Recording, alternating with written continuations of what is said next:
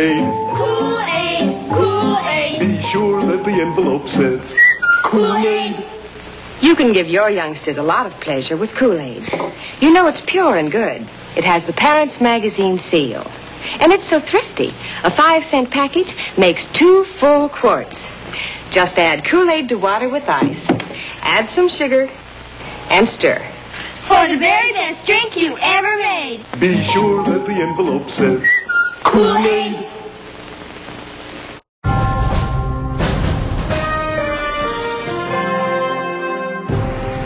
Welcome to the CBC News at 6. I'm Donald Frederick. And I'm Kenneth O'Donnell. Our first story of the day, the New York Stock Exchange collapse, is still affecting Canadians 2 months after it crashed. The economic markets have ground to a halt. Everyone is waiting to see what will happen next. On October 29th, the New York Stock Exchange lost 30 points, or 12%. A record high 16 million shares were traded that day. People all over the US and Canada were panicking, seeing the downward trends of stocks. They were selling as fast as they could. 10 years from now, we'll still ask each other and say, where were you on that day? By now, as everyone knows, the incident in New York was not an isolated one. The collapse was followed by major losses all over the world, affecting nearly every single major stock market. Toronto and Montreal stock exchanges quickly collapsed, along with others all over the world. The collapse was totally unexpected. Until then, stocks were selling at record prices, and people were trying to get on the roaring 20s. It even prompted one economist, Irving Fisher, to say that stock prices might be at a permanent high plateau. And now we'll bring in that very same economist, Irving Fisher, to discuss the economy and what's next for Western countries. What we're seeing now is a classic case of an economic cycle starting to slide into a recession period.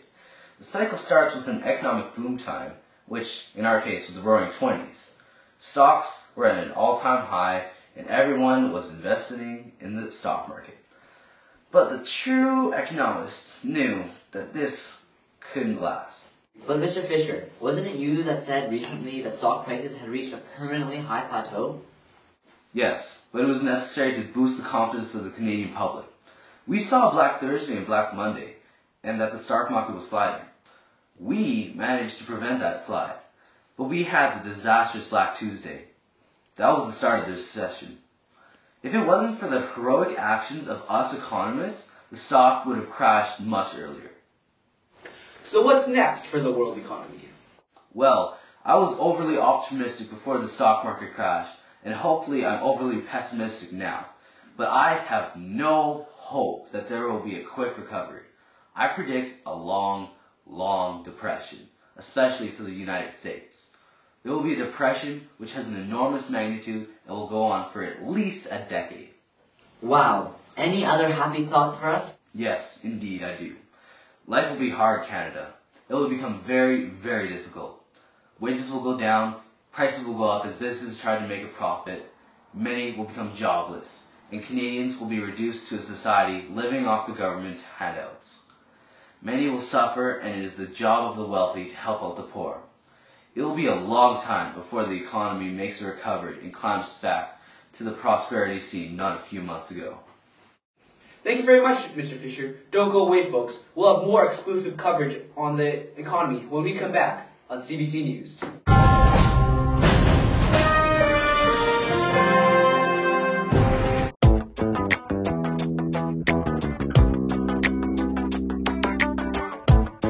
I know sports.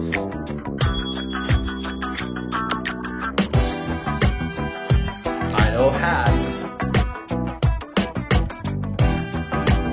But I don't know banks. Luckily my friend Sean here does.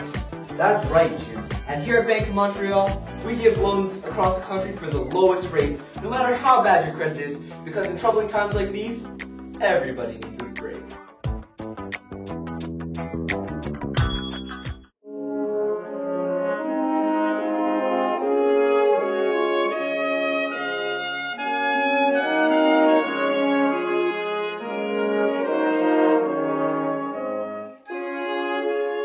These children need your help. Donate to a food bank today so you can stop them from going hungry. A message from the Greater Vancouver Food Bank Society.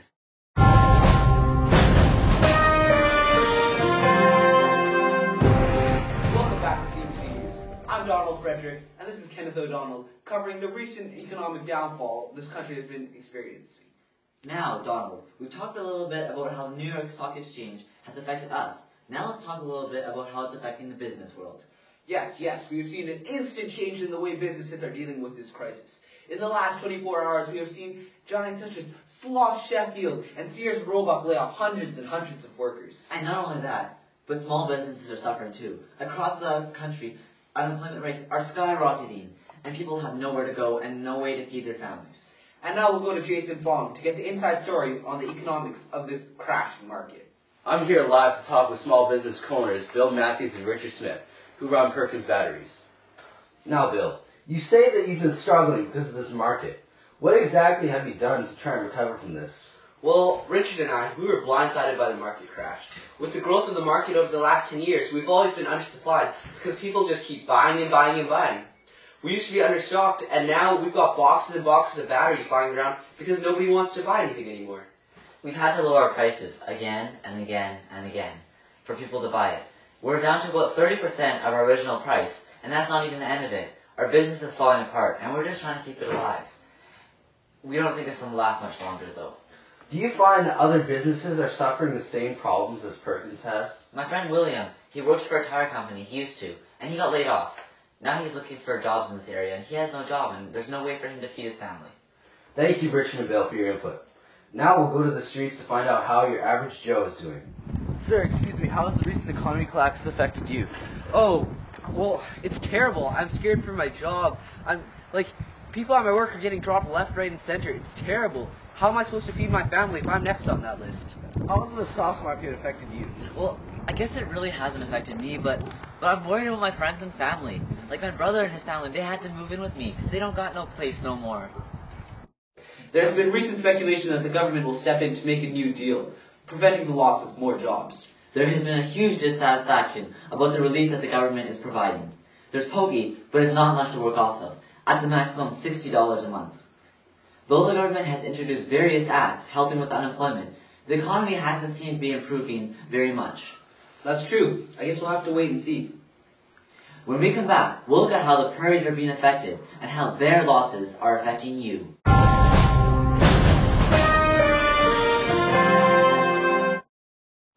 Do you hate money? Do you just want to do this?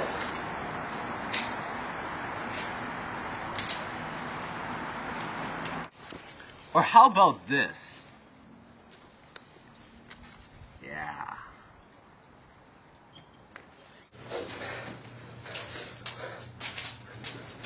Or this?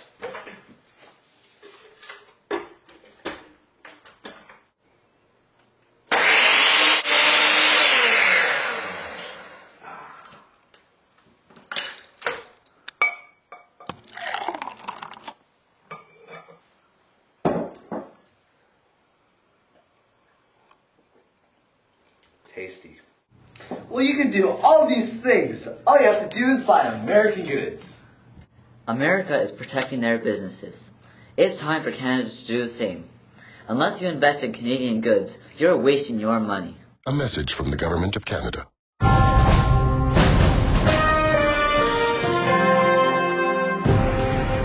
Welcome back to CBC News. I'm Donald Frederick, and this is Kenneth O'Donnell. We now go to the prairies, where a crazy combination of economic troubles and weather is affecting Canadians across this country. A massive drought is sweeping across the prairies. It's dry, hot, and extremely windy in the prairies, and there's little hope of recovery soon. Yes, the topsoil is drying out and getting blown away, even as far as the Atlantic Ocean. Farmers are losing their land and their way of life. Across the country, we are receiving reports from people coast to coast about the black blizzards blowing across the provinces. Some experts are claiming it to be a result of extensive farming, no crop rotation, or little preventative measures taken to reduce wind erosion. We've even had reports that the dust in soil has reached all the way to New York City and Washington, D.C. Wow, gee willikers. For those farmers hoping to hear that the winds will die down soon, well, you're out of luck. Meteorologists are predicting that the winds will continue for many more months.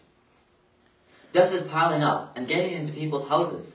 Poor land use practices are forcing many people to abandon their land and try to find farming or communities elsewhere outside the Dust Bowl. And to make matters worse, Grasshoppers have now infested the prairies. Seems that according to citizens, trains, buses, cars, they're all being clogged and halted by the grasshoppers. This is just a bad time for Canadians. I'm just blown away by the situation. Agreed. When we come back, we'll cut the hot air and bad puns and dust off our top news stories of the day again. You're watching CBC News.